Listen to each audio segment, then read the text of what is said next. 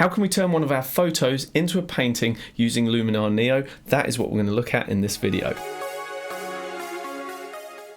I love the idea of imbuing my photography with an artistic, painterly kind of quality. And historically I've done that with Photoshop and using plugins, but I've never really approached it through Luminar Neo before. So in this video, what I want to do is take a photograph and see if we can't actually transform it and give it that painterly quality in Luminar Neo. I really enjoy the paintings of the artist that I'm going to be emulating in this video, and that is 𝗨𝗀𝗰𝗺𝗍𝗺𝗍. He's a New Zealand painter that has an amazing ability for capturing the vast landscapes of the central 𝗥𝗲𝗰𝗍𝗀 region. He captures a lot of the beautiful blue skies that we're privileged to get here in New Zealand. The blues of those skies are often complemented with these beautiful rich oranges, and his compositions are beautifully simple, often with just one object placed within that landscape. This image here, for example, quintessentially 𝗨𝗀𝗰𝗺𝗍𝗺𝗀, just an old abandoned homestead isolated in the middle of this beautiful surrounds, nothing else around.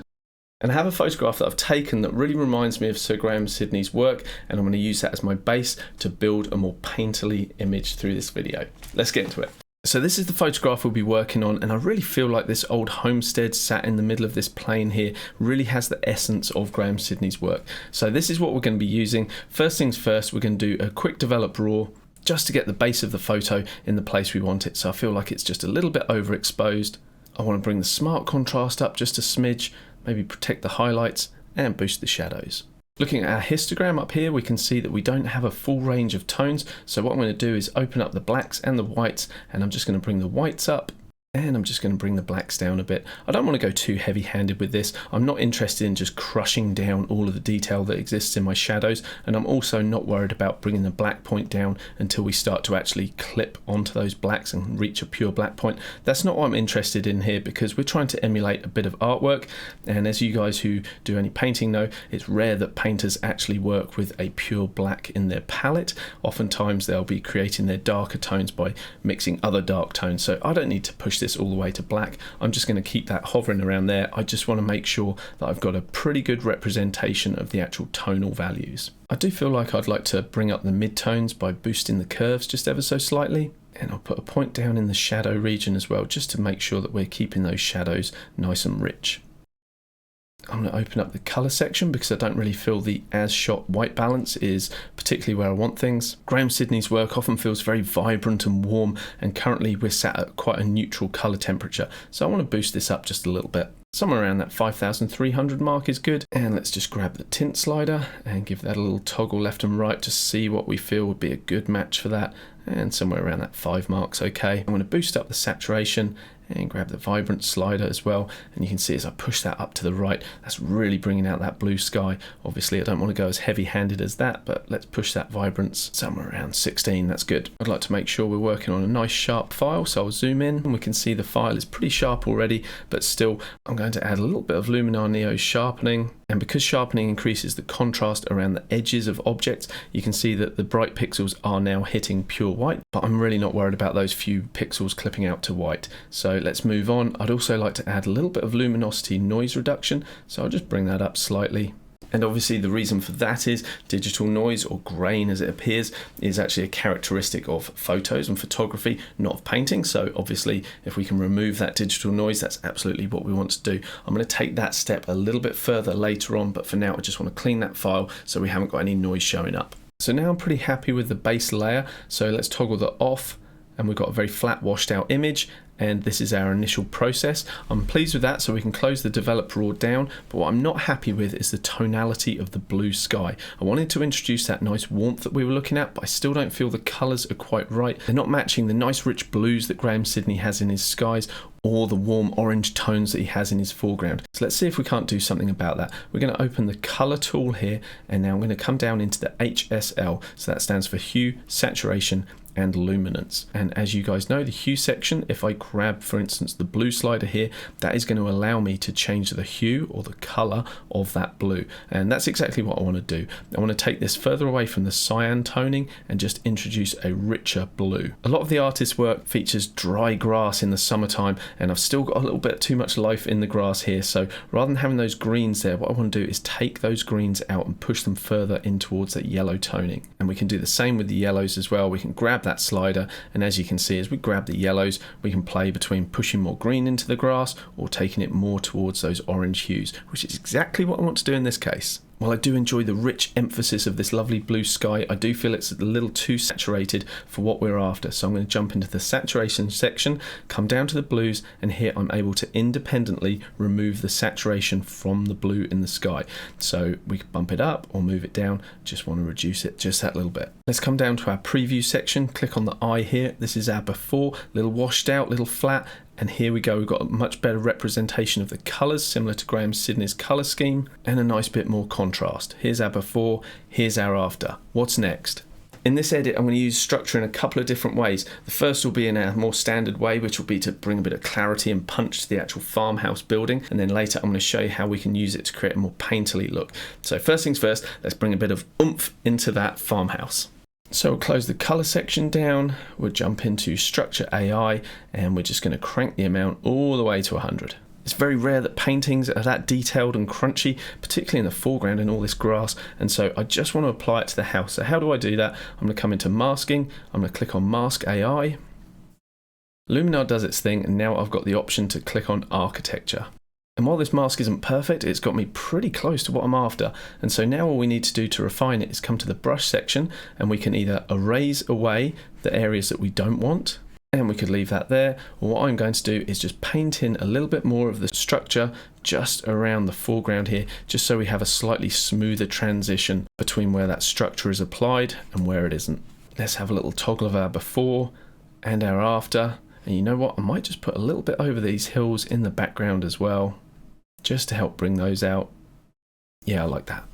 Okay, I feel at the moment that the house, shed, whatever it is just kind of floating a little bit in the middle of the screen. And so I want to ground it on something. From the tree on the right-hand side and the building itself, you can see the shadows falling on the ground. And that's given us a sense of where the sun is in the sky. And so my idea is I'm going to create a foundational element, which will be a shadow running across the grasses in the foreground, based on the fact that there may just be another tree just out of the frame that we can't see. So I'm going to use Luminar Neo just to see if we can't emulate a shadow across the foreground. And a good way to do that would be to start with the develop tool and just dropping the exposure down. And now we can jump into the masking section, and I'm going to kick things off with a linear gradient. This isn't where I'm going to finish, but at least I'm going to start with a linear gradient just to get us on our way. I don't want the transition line to be too long, something like that. Let's go for that, and we can jump back to our adjustments and fine tune it from there. The shadow area shouldn't really have any highlights, so I'm just going to bring those down, maybe boost the whites up just so we're not losing too much contrast, perhaps just a little bit of a boost of shadows. And currently the color of the shadow isn't right, it's still got that kind of orangey tint that we had before, and so we're going to come down into the color section, and let's grab the tint, and we can push this more in towards the green hues. Perhaps grab the temperature slider and take it more towards the blues as well. And now the colour probably matches the cooler tones of the shadows better. We are a little bit oversaturated, so let's just grab the saturation slider and just reduce that. Let's push it a little further. That's possibly a little too green, so let's just ease that tint back just a little bit. And the same with the temperature. And now I'm happy with the general look and darkness of the shadow. I just want to refine that mask a little bit, because the linear gradient did get us close, and if I show that, we can see exactly what that did. However, because it is a smooth transition, we've not got that nice hard edge that the pre-existing shadows have got, so we just want to refine that a little bit. So I'm going to come into the paintbrush tool, crank the strength up a wee bit, and just bring the size of the brush down using my left bracket key, and just kind of paint in just a few scraggly edges here and just firm up that edge. And now I'm going to grab the erase tool and do the opposite, and we're just going to take away some of that smoother transition and try to better replicate a shadow. Okay, absolutely, I could refine that shadow further. However, what I do like is the fact that now our homestead, rather than floating in mid-air, if I take that away, now you can see that we have the dark elements of the trees, the dark element across the foreground, and the tree on the left, basically creating a kind of darkened U shape that is now holding and framing our little hut in the middle. I can't believe it. Did the first bit of my video without my lights on. Unbelievable. Rookie mistake. Anyway, one thing I'm doing is keep checking in with 𝗨𝗀𝗻𝗄𝗧's paintings and making sure that the aesthetic that I'm creating through my photo edit in Luminar Neo is representative of his work. And one thing that I've noticed is that the skies that he uses often get a lot brighter on the horizon line, and my sky is pretty uniform throughout. And so we're going to see if we can use Luminar Neo's masking tools to actually brighten the horizon line only in the sky. Let's take a look at how we can do that. Okay, in the same way we created a shadow across the foreground here, I think we can use a develop tool, but in the opposite way, and brighten up and then just mask over the sky here. And so I'm going to open up the develop tool, the one that we just created drops into the edit section here. And now if we come back to the tools, we have a brand new develop tool available to us, and we can absolutely change the settings here. And so in this case, we're going to brighten things up. I don't want my highlights to get away on me, so I'll bring those down, maybe minus 50-ish, and we'll put a bit of smart contrast in. And let's just bring the whites down, make sure it's not too bright, and also the blacks, keeping that contrast nice and rich. And my shadows are certainly going almost towards that black area, so we'll just boost those up slightly.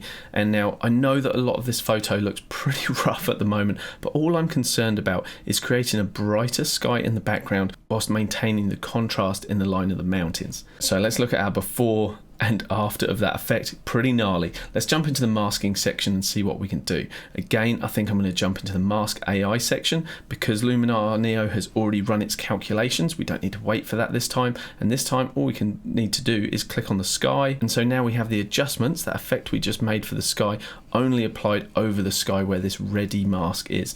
And so if I jump back to adjustments here, we can see that that effect is currently applied to the whole sky, which is a good start. We want it on the horizon line here, but we don't want it up the top, and so we just need to jump back into masking and remove it from that top bit. And I find the best way to do that is just with a brush tool on erase, and obviously we don't want to go 100% because that's going to remove it completely and create a hard edge. So what we want to do is just drop the strength down, I don't know, minus 27, that's good. Click once and paint down towards the horizon line so that we're going to get a soft transition to where we've painted to, and then just go again. And each time I'm just going to stop painting with that erase tool just a little bit higher each time. And there we go, we have a smooth transition that you can see there. And if I toggle our develop tool off and then on, you can see that we've brightened the sky only around that horizon line. Okay, let's talk about another issue that we've got with the sky that I want to fix up, and that's going to allow us to dive into layers. What I have in my photo is pretty much a uniform wash of blue. Now when 𝗨𝗀𝗄𝗎 paints skies, he usually incorporates some element of cloud just as a bit of visual interest up there in the sky. I don't have that. So what I would like to do is introduce some clouds into the sky. Let me show you how we can do that using layers. Okay, adding a layer in Luminar Neo is super easy. We just come up to the plus icon here in the top left, and that allows us to add a new image by clicking the plus icon there. And then you just navigate to the image you want. In my case, I'm going to open up the sky collection that I would strongly recommend you get in. I've got a link to that in the description below, but it's good just to have a lot of different skies as options. I'm going to use one of the gentle blues just to add in some clouds into those skies. It doesn't need to be a complete sky replacement in this case. I'm just looking for some soft, subtle clouds, a bit like this one. So we'll double click it, and now we have the thumbnail available to us. So if we double click that here, that's going to load in. And currently it's 50% opacity, so we're not going to see it at full effect. I'm just going to scale it up, and now I'm going to move that up to the horizon line because the clouds all exist at the bottom of the frame, and all I'm wanting to do is bring in those clouds just above the building here. So if I push the opacity all the way to 100%, now you can see those clouds. Now one way of blending layers is to come in and play with the blend mode, so I could choose overlay, but that's going to change things quite a lot, or soft light, but I'm just going to keep it in normal because we're close enough to the sky underneath for me just to mask in the clouds I want and then just make some fine adjustments from there. So I'm just going to grab the brush tool. A low strength is fine. If I click once and I start painting just over this area here, we're going to start to reveal those clouds just above the building. I'm going to make the brush just a little bit bigger. Like I said, I'm going to keep this pretty subtle, and I feel like we want to just introduce a little bit more in the way of clouds there. So I'm just going to come out of the masking section, and then I can just position this just slightly. Something like that looks pretty good because I'm just after a bit of subtlety, a little bit of enhancement in the sky. However, one thing you'll notice is the blue of the layer that I've introduced doesn't match the pre-existing blue in the sky. So all we need to do is come in and adjust those properties of this layer. And so I'm going to collapse the layer properties down, and I'm just going to jump into the color tab here. And just like we did earlier on, I'm going to come in and deliberately talk directly into the blues. And the blues that we have within this area are just a little bit too cyan. And so I can actually just start to move this the other way and just move it until I get to a point where I feel that the actual hue is matching that of the sky around it. And once I've got the color where it needs to be, then I can come in and just grab the saturation and then make sure that the saturation, that sort of vibrancy of the blue, is matching that of the surrounding blue. and that's close enough for our purposes. As well as doing color matching, obviously we could come into any of the creative tools and apply those specifically just to this single layer. And so if we wanted to, we could soften things off just with, say, grabbing the mystical tool, pushing that all the way up, and you can see that the clouds take on just a little bit more of a soft look. And so, you know what, I think I might just leave a little bit of that in. Let's go somewhere around that sort of 38 mark. Okay, let's see where we've come from and where we've got to. This was our before, this was our after, heading in the right direction. If you're a regular viewer of this channel, you will know that I'm a big proponent of splitting your photo editing into two parts. The first part being the technical edit, getting the foundations rock solid for your photo, and that's what we've done so far. The second part is the creative edit, and excitingly, that's where we're up to now. So let's dive into that. Before we start editing the image as a whole again, we need to take our two layers and actually combine them. Currently there isn't a shortcut for this, unfortunately. So our workaround is to right click or option click on the Mac and come to export. I have a temporary folder set up specifically for this purpose, and the last time I showed this process I upset a few people by exporting it as a JPEG, which according to them was a big no-no. So yes, absolutely you get more file quality out of a TIFF. So to keep them happy, I'm going to go for a TIFF 16-bit. I could also change the color space to Adobe RGB. In fact, let's do that. Let's go let's go whole hog. Pro Photo RGB, biggest color space. Go for that. Hope everyone's happy, and export that as a temporary file. Okay, so the merging of those two layers and spitting out a brand new file may seem just a little bit of a workaround, and yes it is. However, there is a benefit to being able to do that. When we bring that file back into Luminar, all of those adjustments and photo edits that we made, all those tools that we applied, changes to the sky, shadow in the foreground, Luminar doesn't need to remember any of that, and that's going to free up our memory cache. And so any additional creative edits that we apply to the photo now are being basically done on a brand new photo, and so our computer can once again breathe, and that's a beautiful thing. So this is the bit I'm most excited about. From here we're going to create a more painterly look by destroying some of the detail that exists in the photo. We're going to do some color grading and add some warmth to the shadows, and then the final step will be applying a couple of textures that will just take the photo and give it a little bit of a push further towards that painterly look. So let's get into that. So we've brought our lovely 16-bit TIFF merged file back into Luminar Neo. We're ready to edit. You can see here that we have no edits applied, brand new flat file, good to go. If I zoom into the homestead, you can see the level of detail that we've got. Beautiful sharp lens, high megapixel camera, and all of those things are characteristic of a photographic image. It is not a painting. And so what we want to do now is actually try and destroy some of this detail whilst leaving intact the overall aesthetic of the image. And there's a couple of tools that we can use to do that. One of them would be denoise. So if I zoom in so we can get a feel for what we're doing, I'm just going to grab the luminosity denoise slider and push it all the way to 100, and straight away you can see that we've lost some of that detail. If we look at our before and after, we've lost some of that detail, but not enough for my liking. So let's open up the advanced settings, and here we have the ability to actually boost that effect. So I'm going to grab that and push it all the way to 100, and now we've destroyed even more of those details whilst leaving the edges intact. That's one thing we can do, but what's another? Well, we looked at Structure AI earlier and how it can introduce more detail and clarity, and that's what we did to the shed, but now let's go the other way. Let's destroy it. If I zoom back out, and this time we're going to grab the amount slider, and rather than going into the positive territory, which can give things that kind of crunchy feel, I'm going to grab the amount slider and push it in the opposite direction. And just like with the denoise, that's not enough. So let's grab the boost slider and play with that. I think 100's far too much in this case, but we can put that somewhere around that 40 mark. And while I like the level of the effect in the foreground here, it's a little too strong in the background, and that's where masking comes in.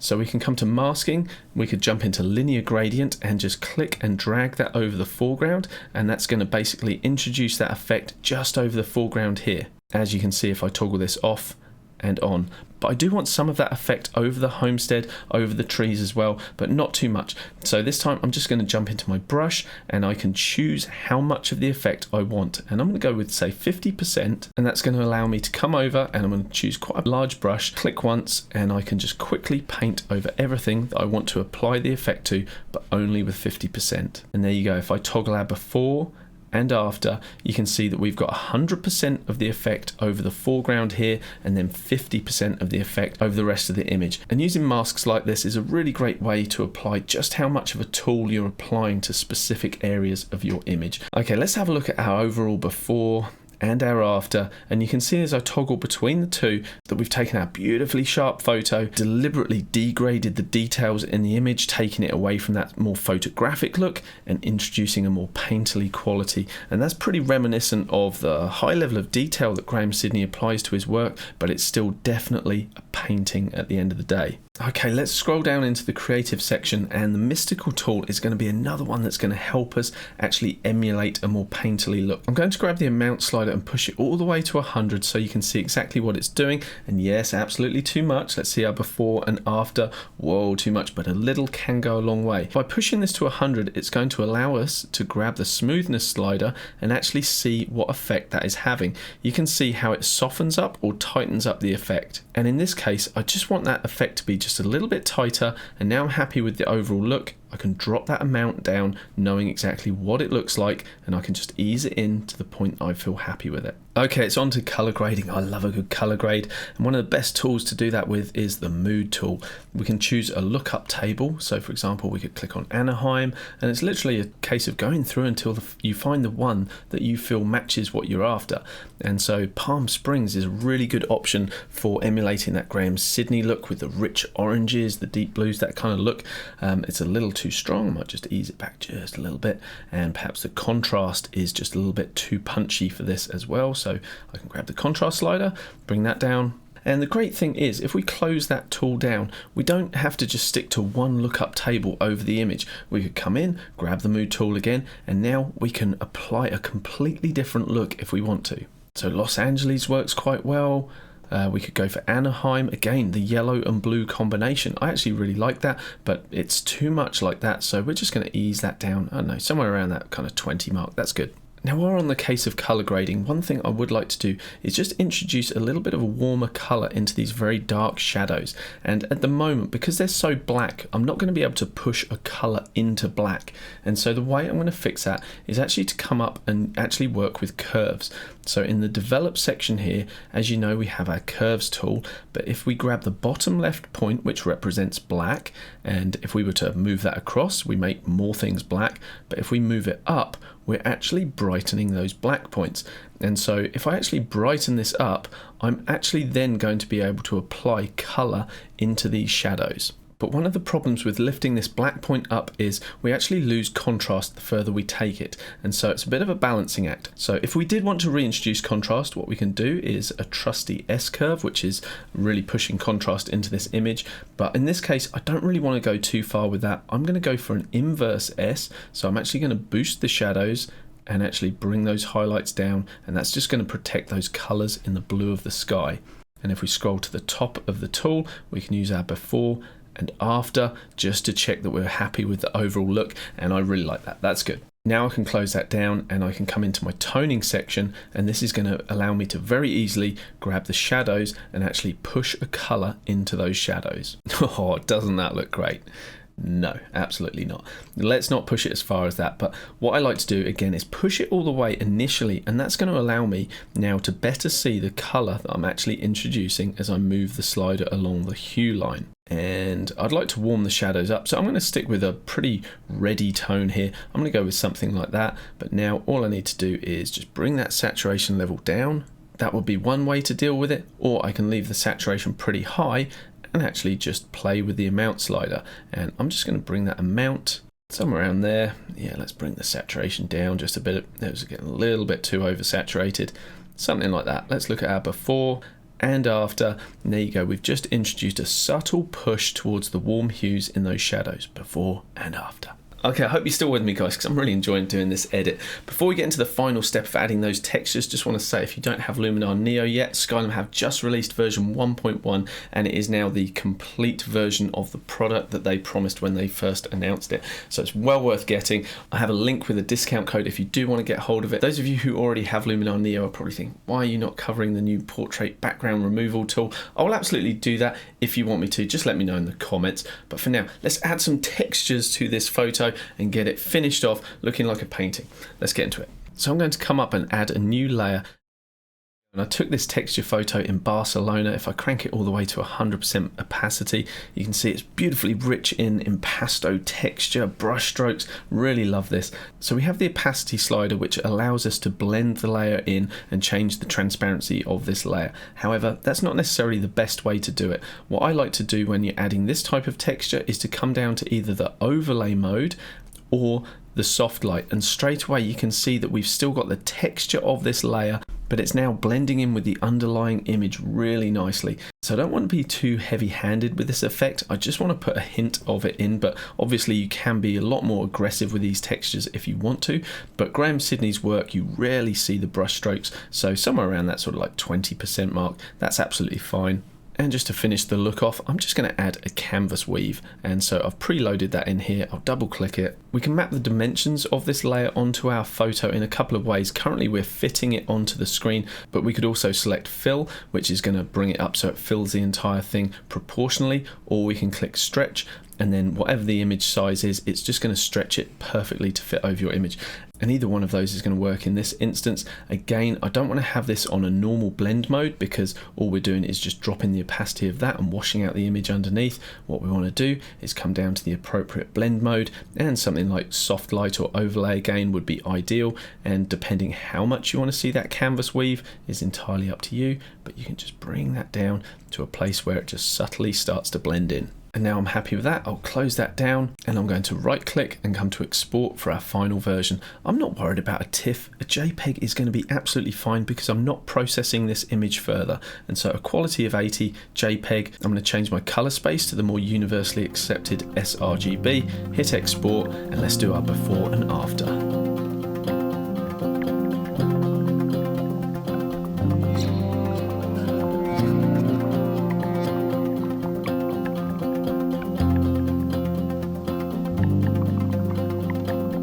Thanks so much for sticking through a pretty long edit there. Hope that's been useful and educational to you guys. Do me a favor, pause the video and let me know in the comments below what part of the edit you found most useful or interesting. I also want to say a sincere thank you to my subscribers for sticking around. I've had a lot of professional photography commitments recently, and that's taken me away from my YouTube videos, unfortunately for you guys. So I just want to say thanks for sticking around, being patient with me. If you appreciate me putting these videos together for you guys, do me a favor, just leave me a thumbs up. That's all I ask for. And if you want me to cover portrait background removal, that's a mouthful after doing a long video. Portrait background removal, let me know in the comments as well. And a huge special thank you to my channel supporters, channel members who are keeping me supported. I really appreciate it, guys, because without you, like, YouTube pays peanuts, it really does. So you guys are helping, keeping me caffeinated, creating these videos. And if anyone else wants to join and help me just with a coffee a month or whatever it is, I've got that button in the link below, which helps me out immensely. So thank you so much, guys.